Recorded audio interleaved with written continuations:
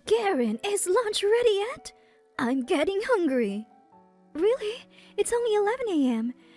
Marie, you got up late this morning and we had a late breakfast, so I thought a later lunch would be better. Oh, I don't even remember eating. Maybe this is a sign of good health. Louise is hungry too, you know? Is that so? All right, I'll start preparing something now. I wish you'd do these things without being told. You really are inconsiderate. And clean our room already. It's been a week and dust is piling up. Marie, the mother-in-law, takes it for granted to boss around her daughter-in-law. One would think that if she's so healthy, she could do her own cleaning and cooking. I can't understand why she stopped doing things she likely did herself before I came into the picture. I'm Karen Miller, a 30-year-old dual-income homemaker. I'm still working at the foreign company I joined before getting married. There are late hours, but hardly any weekend work, so I should be able to relax on Saturdays and Sundays. But from early morning to late night, I'm kept busy by my in-laws with household chores and errands. My husband doesn't help at all, even though I'm slaving away for his parents, Marie and Louis. I wasn't particular about living together or separately, so when my husband suggested living with his parents after we got married, I didn't resist. But lately, I'd been wondering if it was a mistake. Living at home means no rent, my husband said so. Huh? But I thought to myself, of course, I never thought of living for free. But I did think it would be cheaper than renting elsewhere. So we pay for utilities as a sort of rent. We split the food expenses with the in-laws.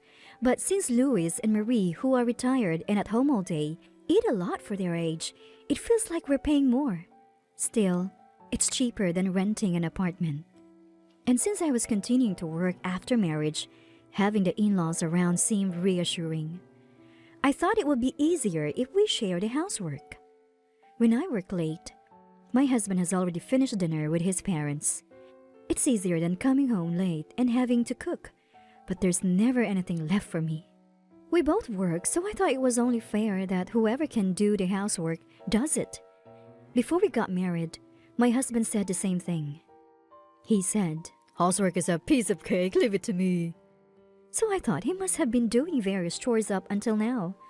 But it turns out, since getting married, he hasn't done a thing. Laundry, cleaning, tidying up. Marie had been doing it all. He won't even make instant food for himself. So even if I'm working late and my husband comes home early, there's no way he'll prepare dinner.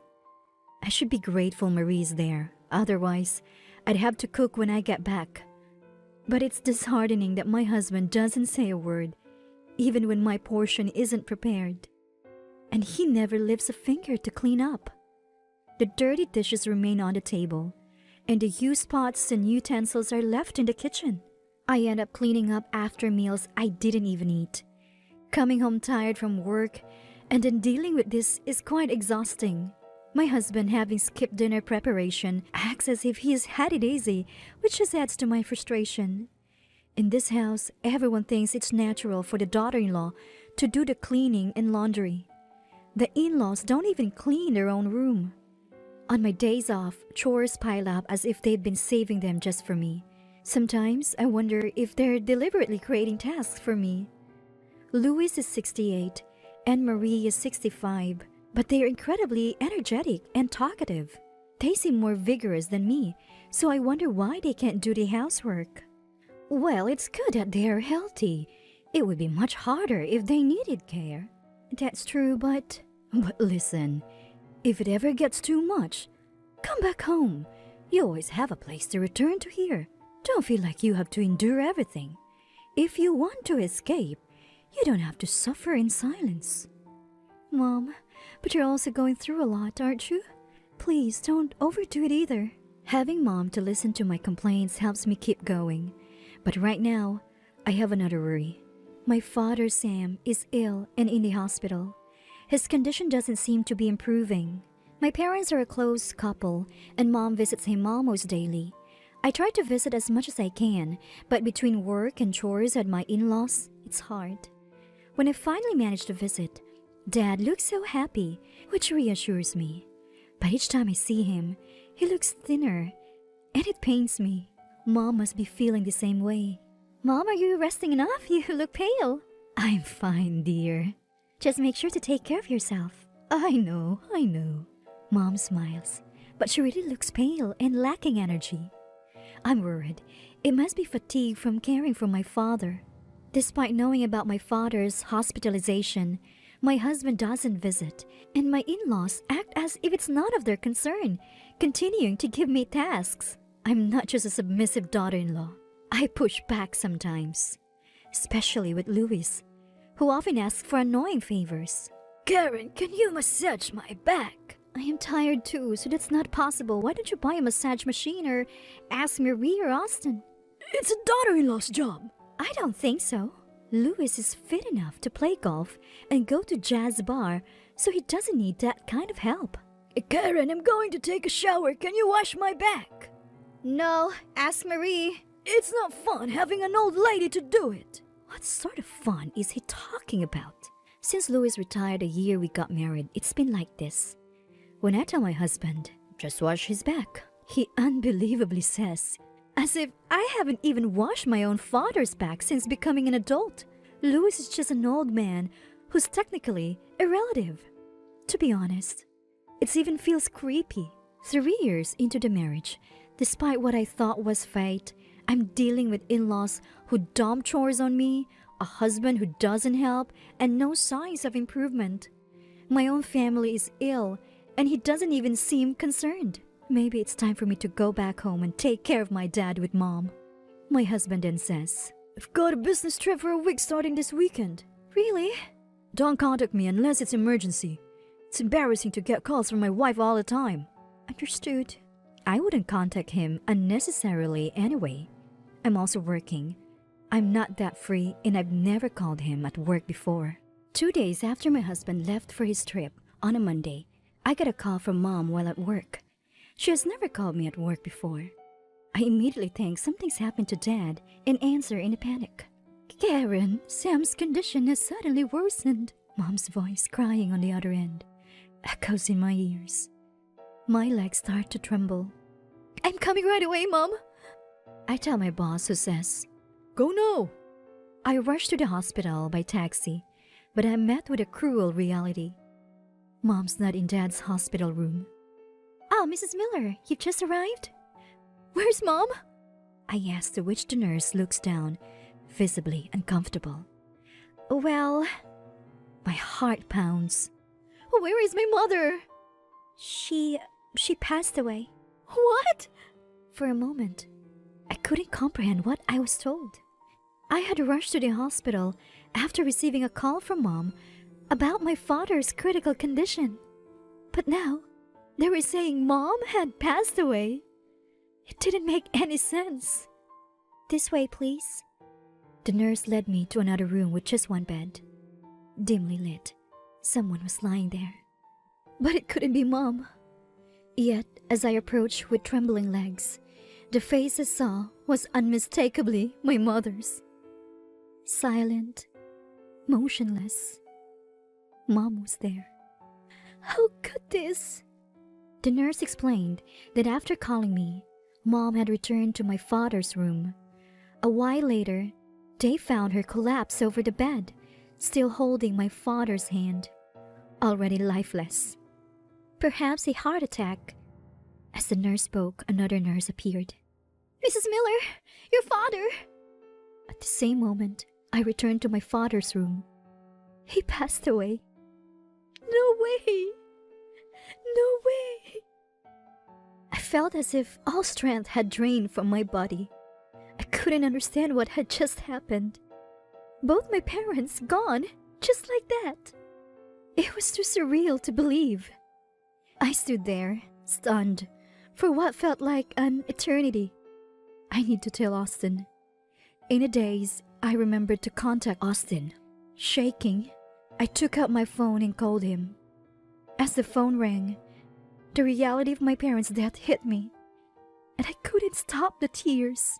Hello? Austin? What? I'm at work right now. But it's an emergency. My dad and Mom have... What? They're gone, I managed to say through my sobs. Both of them are gone. Both of them? How? An accident?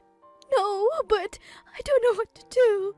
Despite my obvious distress, Austin's response was cold and detached. Did you forget what I said before my trip? What? I'm on a business trip. Don't call me unless it's a real emergency. For a moment, I couldn't comprehend what Austin had said. It was probably because his response was so far from what I had expected. I thought I had misheard, but the shock made my tears recede. What did you just say? I told you not to call unless it's an emergency.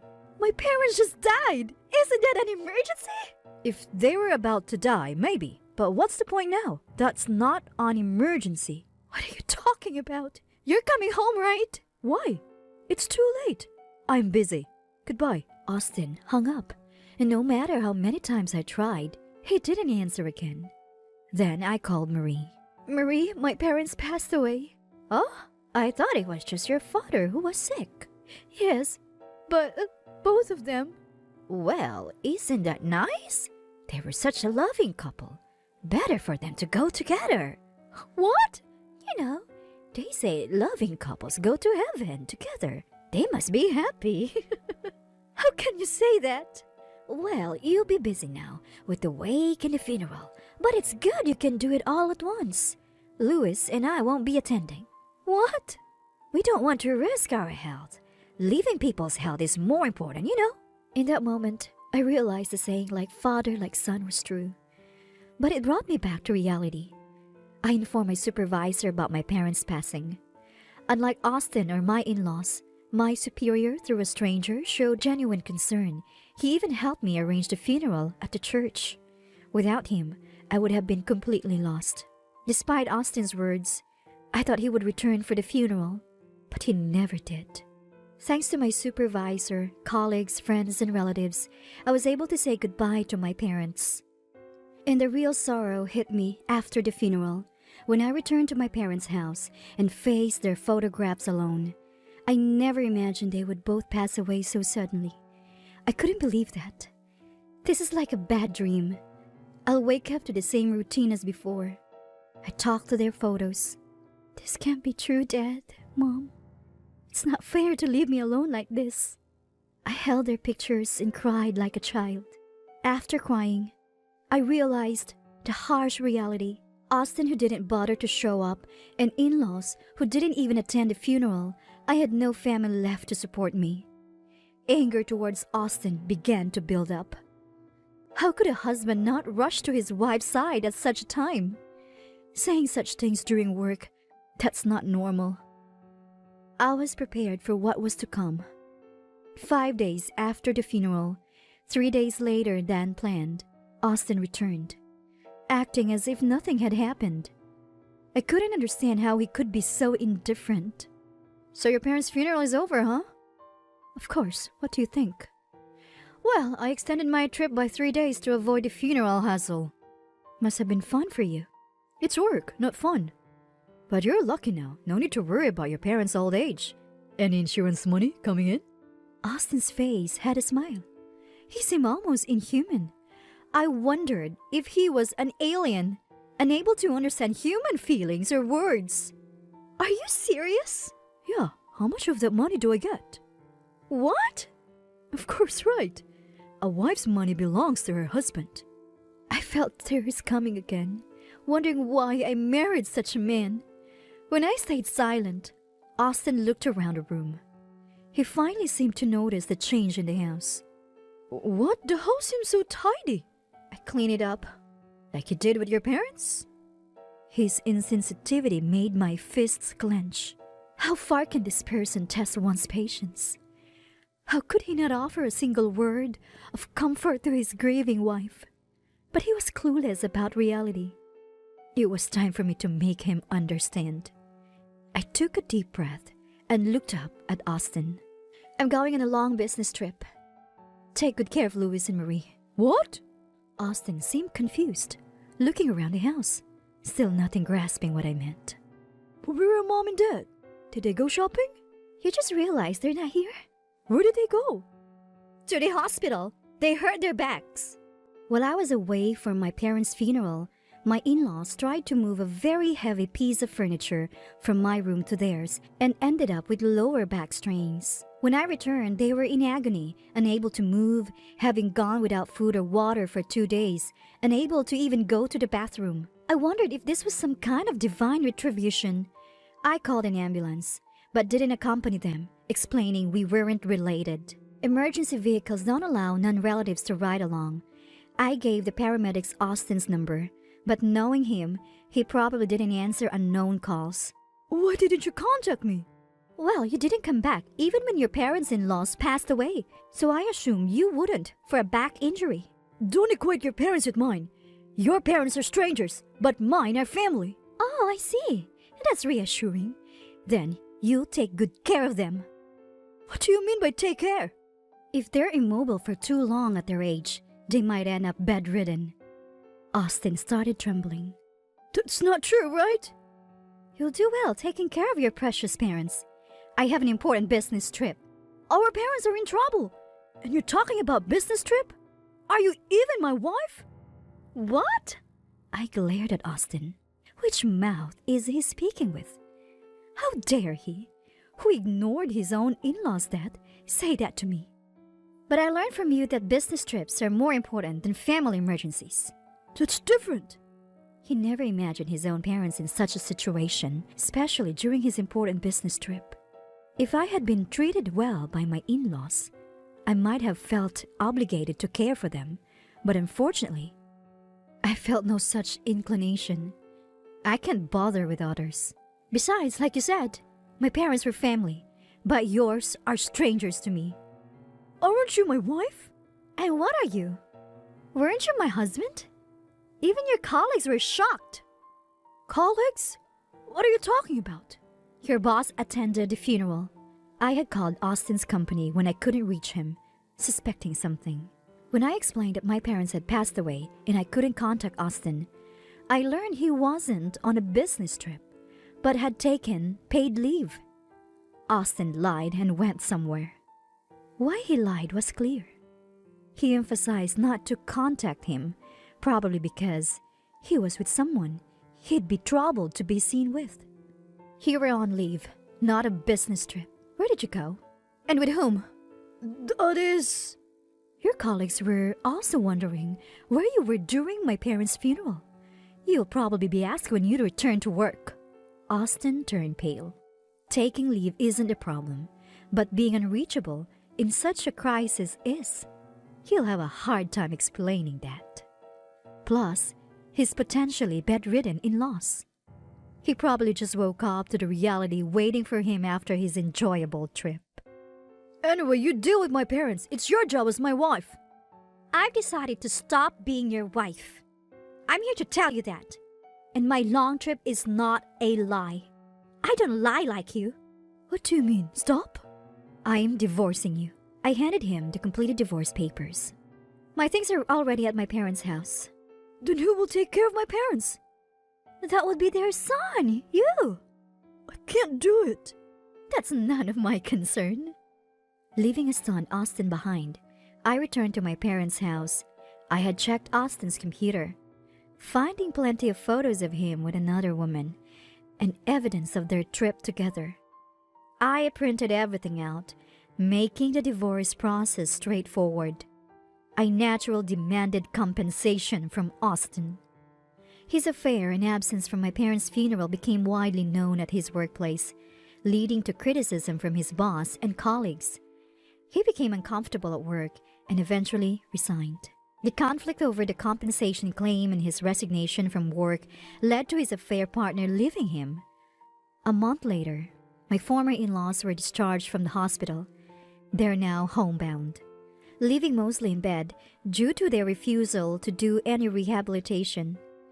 They seem financially stable with their pension and savings, but Austin, unable to find a new job, is only working part-time jobs to barely contribute to the living expenses and care for his parents. He's stuck at home, constantly arguing with them.